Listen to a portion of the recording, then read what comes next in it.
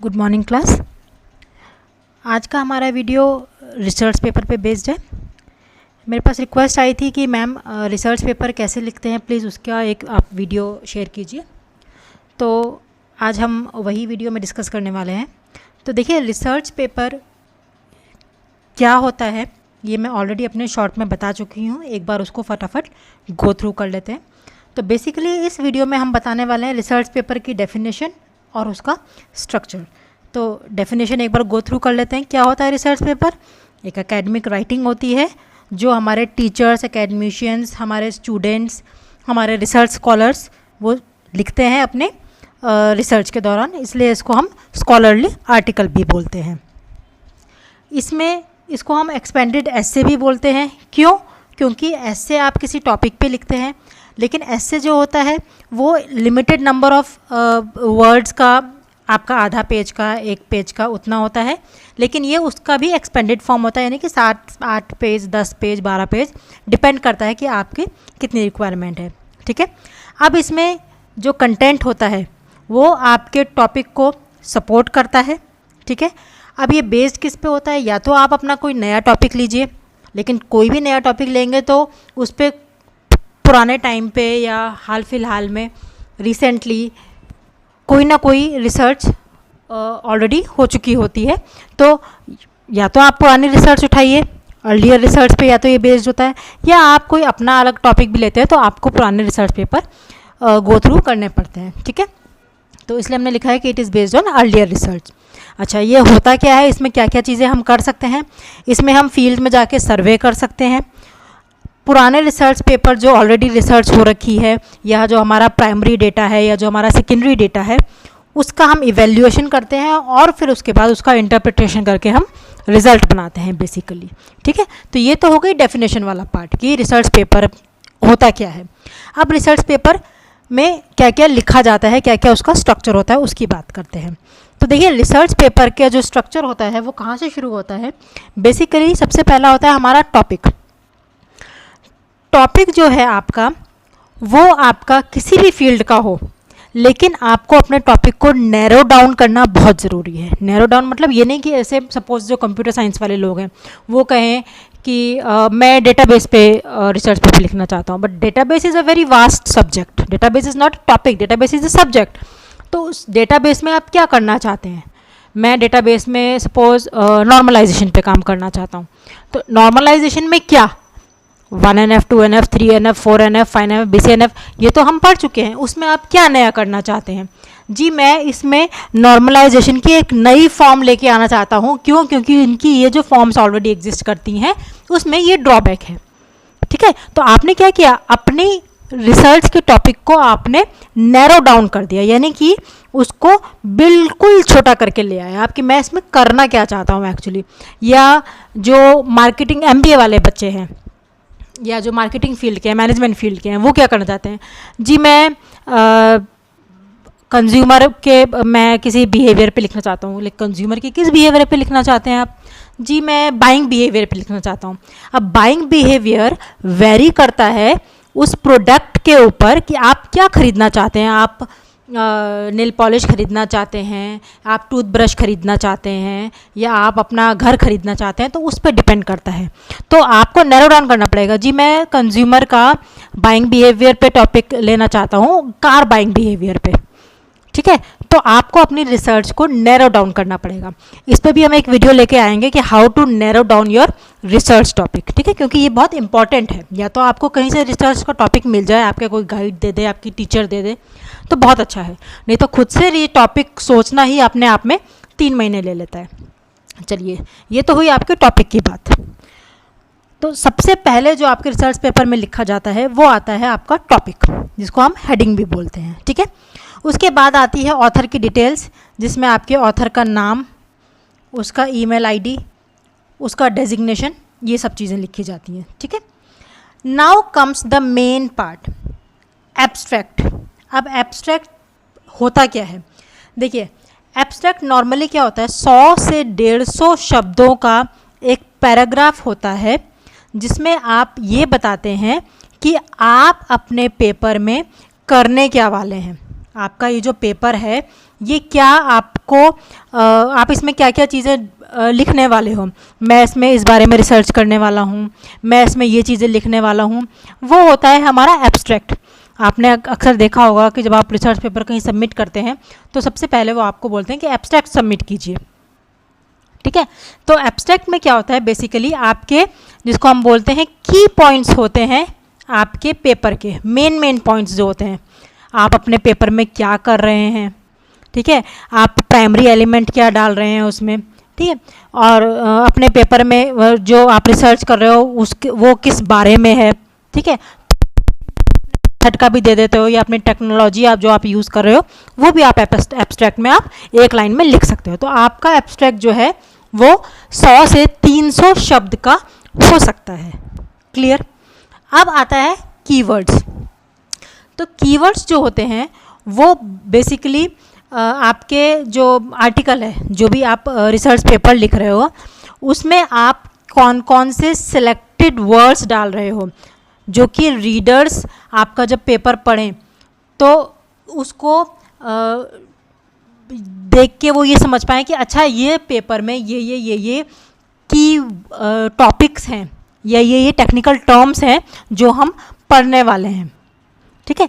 तो keywords usually 4 से 5 एक रिसर्च पेपर में डाले जाते हैं, ठीक है। वो एक्चुअली आपके जो रीडर्स हैं उनको ये जानने में मदद करते हैं कि आपने कौन कौन से इसमें इंपॉर्टेंट पॉइंट्स या इंपॉर्टेंट टेक्निकल वर्ड्स डाले हुए हैं जिनके बारे में हम पढ़ने वाले हैं, ठीक है। ये तो हो गई बात आपके कीवर्ड्स की और आपके एब्स्ट्रैक्ट की। अब आते हैं इंट्रोडक्शन पे। देखिए इंट्रोडक्शन क्या होता है।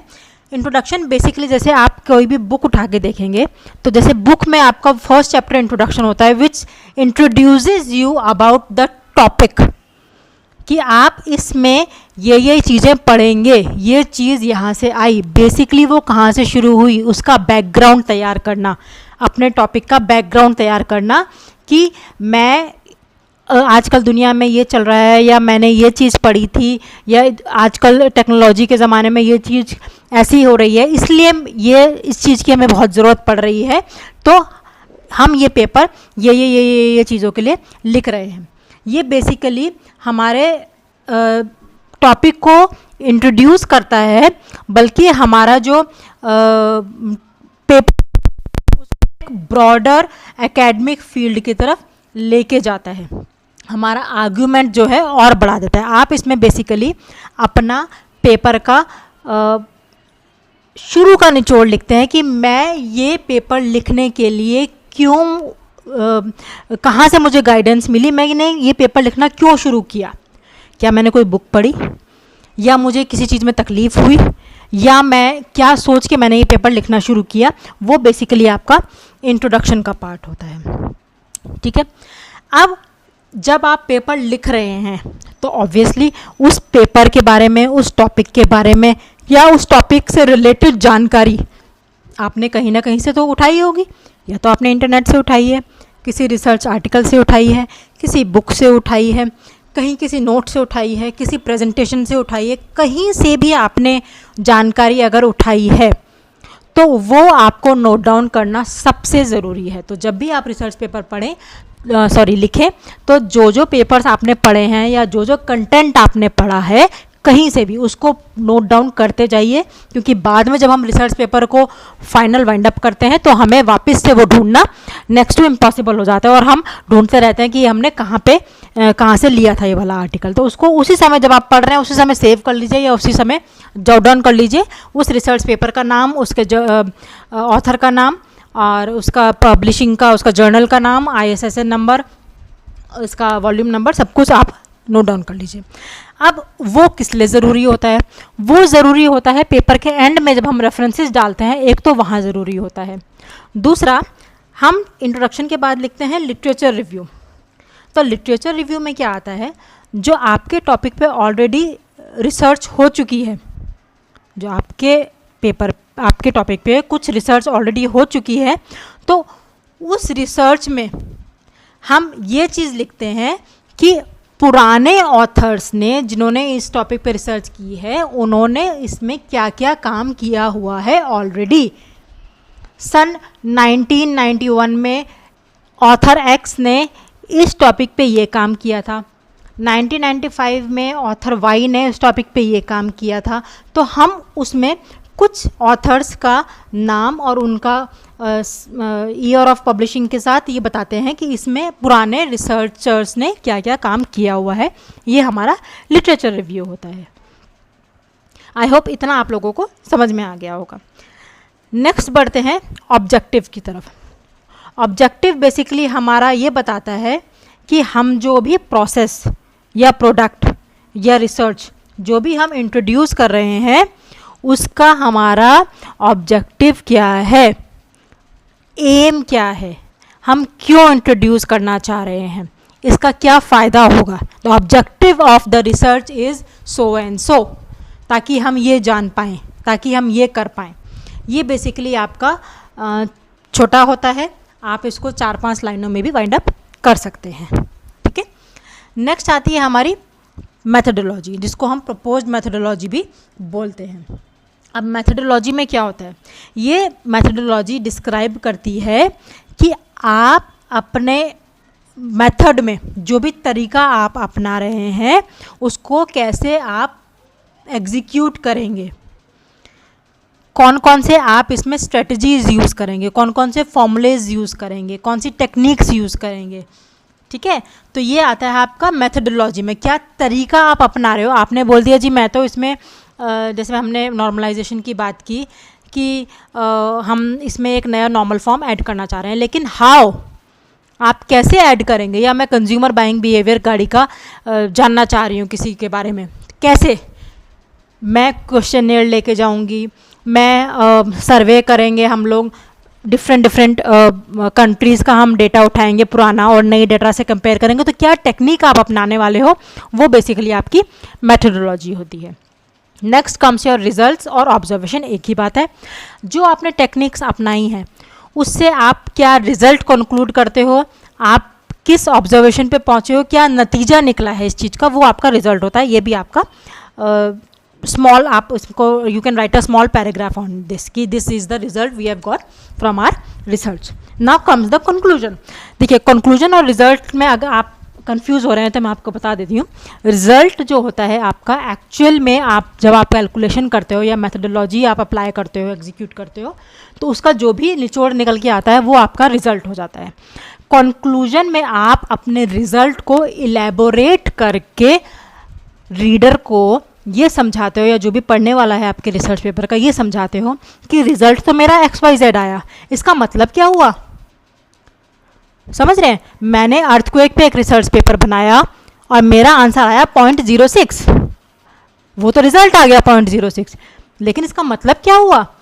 तो उसका मतलब ये हुआ, वो चीज़ आप कंक्लूजन में डालेंगे, जो कि एक पैराग्राफ होता है आपके 8 से 10, 12 लाइन, 15 लाइन, 20 लाइन, कितना भी लिख सकते हैं। ठीक है, रेफरेंसेस, अगेन मैंने आपको बताया था, जहाँ से भी आप डेटा उठा रहे हैं, जिस भी सोर्स से आप डेटा उठा रहे हैं, उसका रेफरेंसेस ज़रूर डालिए, ज़रूर डालिए। इसको अपना बना के प्रेजेंट करने की बिल्कुल भी कतई भी कोशिश मत कीजिए, क्योंकि हर रिसर्च पेपर चेक होता है जिसमें हम रिसर्च पेपर का प्लेगरिज्म चेक करते हैं। प्लेगरिज्म क्या होता है कि आपका जो रिसर्च पेपर है वो कितना ओरिजिनल है और कितना कॉपीड है, तो वो प्लैग चेक होता है, उसको हम प्लेगरिज्म बोलते हैं।